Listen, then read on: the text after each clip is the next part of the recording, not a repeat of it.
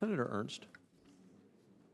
Thank you, Mr. Chair, and thank you to all of our witnesses for appearing today. And Mr. Wareham, I'd like to start with you, please.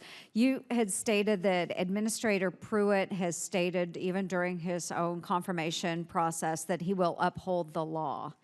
And I know in my meetings with Administrator Pruitt, he continuously told me time and again that he will uphold the law.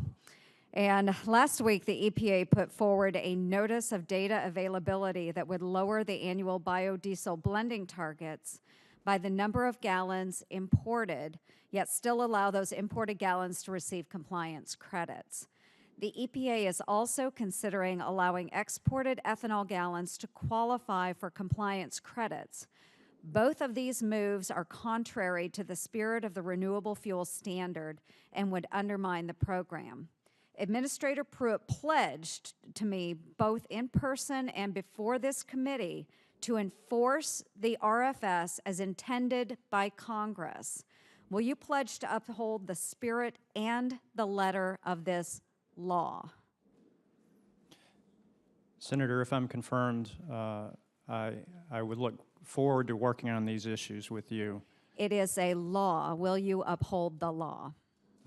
As I said in my opening statement, Senator, I share the Administrator's commitment to rule of law. That's a big reason why I want to come to EPA and work with Administrator Pruitt.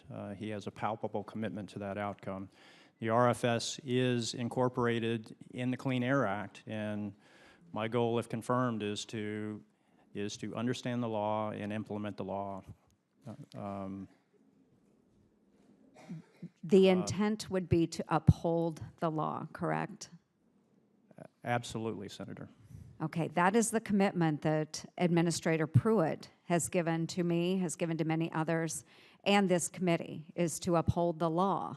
And I am hoping that you will also uphold the letter of the law, which is the Renewable Fuel Standard. Do you believe the major regulatory actions that change the underlying operation of the RFS should be subject to full notice and comment period? Yes, Senator. If the RFS regulations are changed, that should be done through notice and comment rulemaking.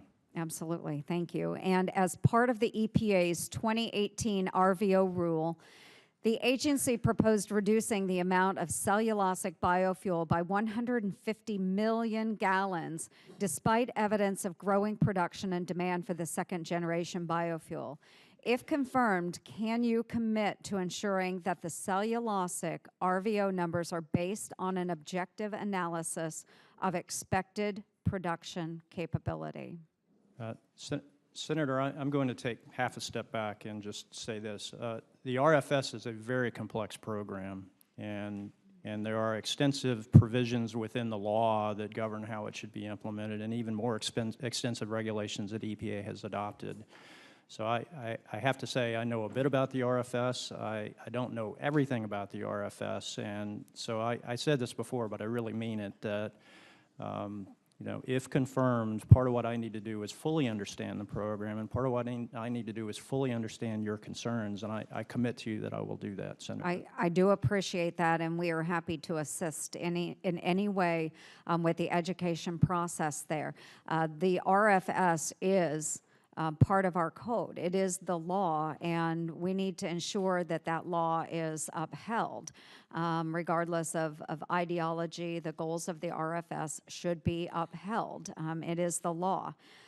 President Trump has repeatedly stated his strong support for the Renewable Fuel Standard on multiple occasions, and just a few weeks back, President Trump made a personal phone call to Senator Chuck Grassley, reemphasizing how much he loves ethanol, loves those biofuels.